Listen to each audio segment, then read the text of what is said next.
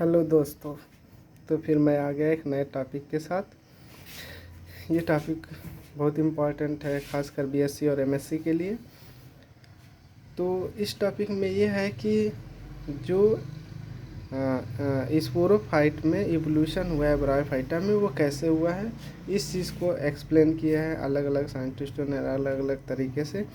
तो हम यही देखेंगे कि evolution of sporophyte in bryophyta कैसे हुआ है। ये इसके दो व्यूज हैं, देखिए टॉपिक है हमारा sporophyta, evolution of sporophyte in bryophyta. और इसके दो व्यूज हैं।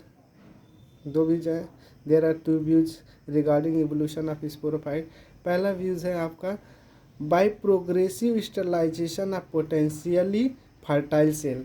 मतलब कि जो भी फर्टाइल सेल है उनका ग्रेजुअली वो क्या हुआ है, इनका क्या नाम है, रिडक्शन हुआ है, प्रोग्रेसिव स्टरलाइजेशन हुआ है। तो मतलब कि धीरे धीरे करके कम किया गया है। तो यही हम पढ़ेंगे। और दूसरा व्यू है बाय प्रोग्रेसिव रिडक्शन और सिंप्लीफिकेशन।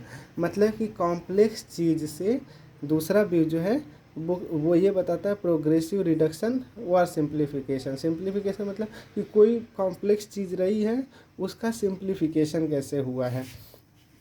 सिंप्लीफिकेशन, स्पोरोफाइट का सिंप्लीफिकेशन कैसे हुआ है। तो इसी तरह से हम पहला व्यू देखते हैं। फर्स्ट व्यू में क्या बताया गया कि दिस थ्योरी, मतलब जो फर्स्ट व्यू है क्या है, progressive sterilization of potentially fertile cell. तो उसमें फर्स्ट व्यू जो है वो क्या बताता है कि वो ये बताता है, मतलब फर्स्ट व्यू को बॉयर नाम का एक साइंटिस्ट थे वो उन्होंने दिया था, और इसको सपोर्ट किया था फिशर, मेहरा और स्मिथ ने। तीनों लोग मिलके सपोर्ट किए थे और कॉन्सेप्ट को दिए थे बॉयर। तो इनके अकॉर्डिंग, मतलब इस थ्योरी के अकॉर्डिंग क्या है कि जो most of the sporophyte of mosses हैं वो आपके डेवलप हुए हैं, मॉसेस और हार्नवर्स डेवलप हुए हैं सिंपल स्पोरोफाइट ऑफ रिक्सिया से। देखिए they are evolve from the simple sporophyte of Riccia, progressive sterilization of potentially fertile sporophyte tissue. जैसे ये पूरे लाइन का एक समरी है। समरी की तरह हम इसको समझते हैं कि कॉम्प्लेक्स स्पोरोफाइट जो है मासेस और हार्नवर्ड्स के, जैसे कि मासेस में आपका फ्यूनेरिया, हार्नवर्ड्स में क्या था, प्लेटी कार्डिया, हाँ मतलब जो भी एंथ्रो, यहाँ फ्यूनेरिया और प्लेटिकार्डियम ऐसे उनका डेवलपमेंट हुआ है सिंपल स्पोरोफाइट ऑफ रिक्सिया से। कैसे, देखिए कॉम्प्लेक्स स्पोरोफाइट से सिंपल स्पोरोफाइट में कन्वर्ट हुआ है। कैसे, by progressive sterilization of potentially fertile sporophyte tissue से क्या हुआ है आपका, वो हुआ है, मतलब डेवलपमेंट हुआ है। वो कैसे हुआ है उसको हम इस डायग्राम से समझते हैं। देखिए पहले क्या था, यही सबसे इम्पॉर्टेंट, अभी तक हमने जो बताया वो सबका समरी इसी डायग्राम में है। पहले क्या था, हमारे पास एल्गल जाइगोट था। किसमें, एल्गल जाइगोट, जैसे कि आपने नाम भी सुना होगा, सबसे एडवांस एल्गी कोलियोचीट जो होता है उसमें जाइगोट पाया जाता है। जाइगोट में सारे टिश्यू फर्टाइल होते हैं। मतलब जाइगोट एक सेल है ना, एक ही सेल है, उससे एम्ब्रियो बना, एम्ब्रियो जो होता है वो सारे फर्टाइल सेल होते हैं, एम्ब्रियो में सारे फर्टाइल सेल होते हैं। तो देखिए यहाँ था एल्गल जाइगोट में तो सारे सेल फर्टाइल हैं, ठीक है। और उसके बाद से जब हम रिक्सिया में आते हैं तो देखिए क्या हुआ कि जो कैप्सूल बना रिक्सिया में उसमें सिर्फ स्पोर फर्टाइल है, मतलब सारे सेल फर्टाइल है, बस जो स्पोर का कैप्सूल का वाल है वो आपका स्टेराइल टिश्यू है। उसी तरह से हम आगे आते हैं कार्सिनिया में। रिक्सिया के बाद कार्सिनिया। आपको एक चीज़ और बता दें, ये क्रम भी याद रखिएगा। रिक्सिया के बाद कार्सिनिया, कार्सिनिया के बाद स्फीरोकार्पस, स्फीरोकार्पस के बाद मार्केंसिया और टार्जिगोनिया। मार्केंसिया लिखिए या टार्जिगोनिया। उसके बाद से पेलिया पोरेला, उसके बाद से एंथोसिरास, उसके बाद से एंथोसिरास, उसके बाद फ्यूनेरिया, उसके बाद सिलोफाइटेल्स। ऐसे आपको क्रम भी याद रखना है, ठीक है।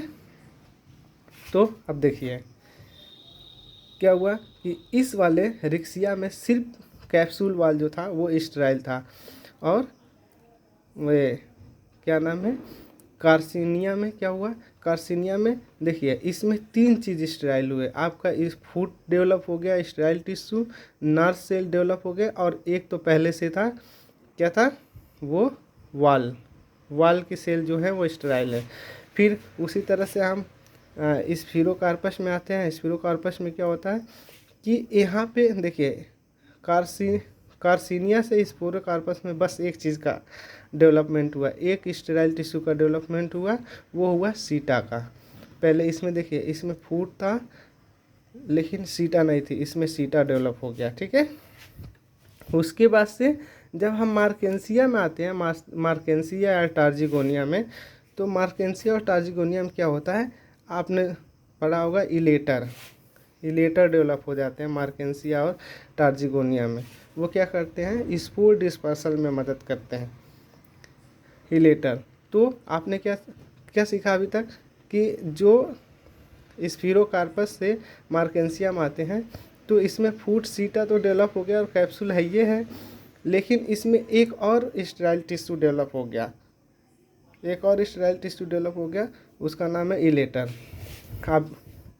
अब आगे बढ़ते हैं। तो जैसे हम आते हैं इस पेलिया या पोरेला के, पेलिया पोरेला, तो देखिए यहाँ तक तो इलेटर था और फूट सीटा कैप्सूल वाल आपके स्टेराइल टिश्यू थे। अब इसमें पेलिया पोरेला में जो कैप्सूल है वो मल्टी लेयर हो जाता है, जो मल्टी लेयर होगा तो वो भी मल्टी लेयर स्टेराइल टिश्यू हो जाएंगे। इलेटर पहले से ही थे। यहाँ पे एक चीज़ और डेवलप हो जाता है आपका इलेक्ट्रोफोर।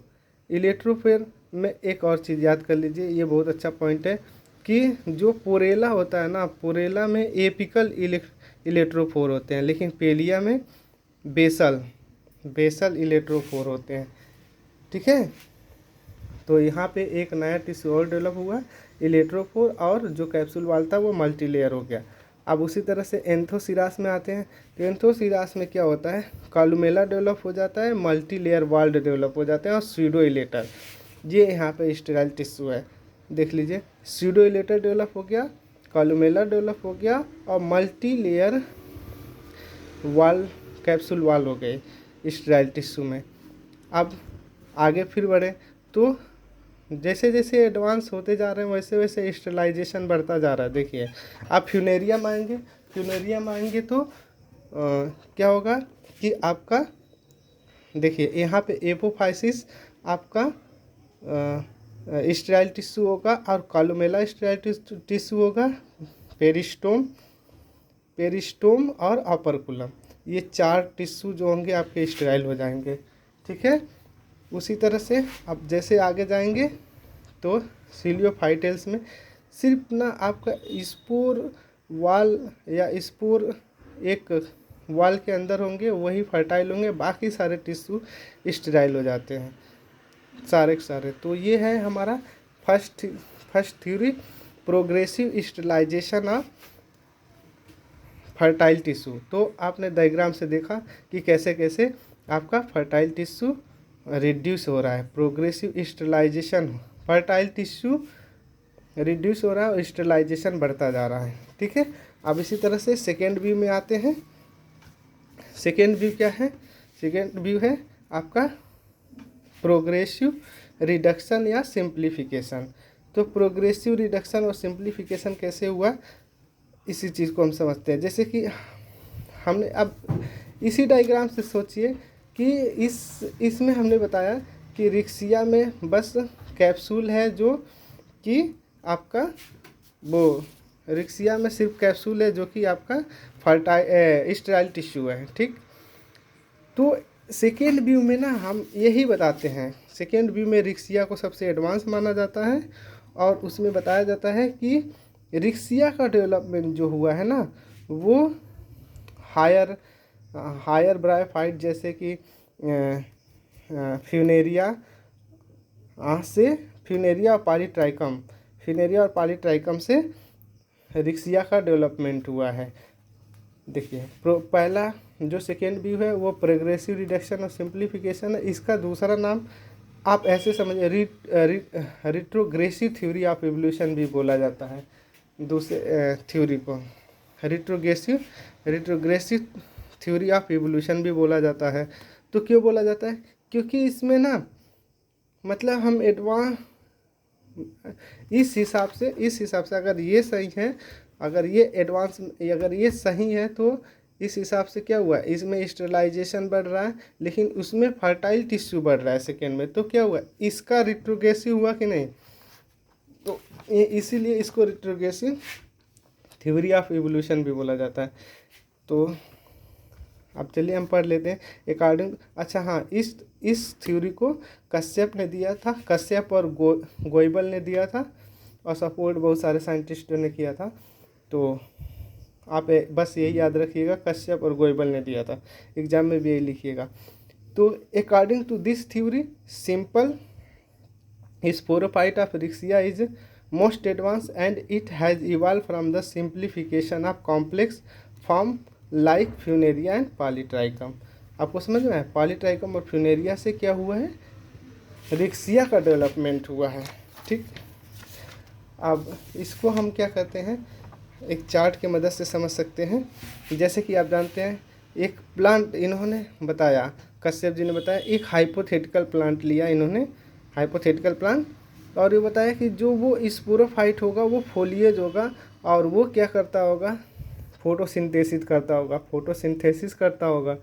तो क्या हुआ कि ये वाला जो स्पोरोफाइट है वो जाके अटैच हो गया ब्रायोफाइटा के गैमेटोफाइट से अटैच हो गया और क्या किया, वो अपना लीव को लॉस कर दिया, लास्ट इट्स लीव, मतलब अपने लीव को लॉस कर दिया। फिर क्या हुआ, जो भी एसिमिलेटरी टिश्यू थे, जो भी फोटोसिंथेसिस कर रहे थे, वो क्या हुआ, उनका लॉस हो गया, एसिमिलेटरी टिश्यू का लॉस हो गया। और ये स्पोरोफाइट अब कन्फाइंड हो गया कैप्सूल तक, जैसे कि कैप्सूल तक कन्फाइंड हो गया। फिर मल्टी लेयर जो जैकेट लेयर था, यहाँ पे जो भी इस डायग्राम में मल्टी लेयर जैकेट लेयर था वो रिड्यूस होकर के सिंगल लेयर में कन्वर्ट हो गया। ठीक, उसके बाद से उसने फूट और सीटा भी लॉस कर दिया। फिर वो जो भी उसमें स्टेराइल टिश्यू थे जैसे कि कॉलुमेला, इलेटर, उनको भी लॉस कर दिया और कैसे बन गया, रिक्सिया के कैप्सूल में कन्वर्ट हो गया। मतलब रिक्सिया में सिर्फ कैप्सूल होता है ना, तो रिक्सिया एकदम सिंपल फॉर्म में कन्वर्ट हो गया। तो आपने क्या देखा यहाँ पे क्या हुआ, इस डायग्राम में देखिए एक कॉम्प्लेक्स स्पोरोफाइट जो फोलिएज है वो कन्वर्ट हो गया रिक्सिया के कैप्सूल में। तो मतलब कि ये रिट्रोग्रेसिव इवोल्यूशन भी हो गया और ये क्या हो गया, प्रोग्रेसिव रिडक्शन हुआ, किसका, स्टेराइल टिश्यू का। ठीक है, तो एक बार इसका आप स्क्रीनशॉट भी ले सकते हैं, ये बहुत अच्छा है, देख लीजिए। ठीक, तो इस तरह से ये दो व्यू थे किसके, evolution of sporophyte in bryophyta के। तो ये डायग्राम है, इसका भी आप स्क्रीनशॉट ले सकते हैं। अगर अच्छा लगे तो आप लोग भी ऐसे ही बना लीजिएगा। ठीक है, तो हमने इस टॉपिक को समझाया। अगर आपको अच्छा लगे तो प्लीज़ कमेंट करिएगा और सब्सक्राइब कर लीजिए मेरे चैनल को। धन्यवाद।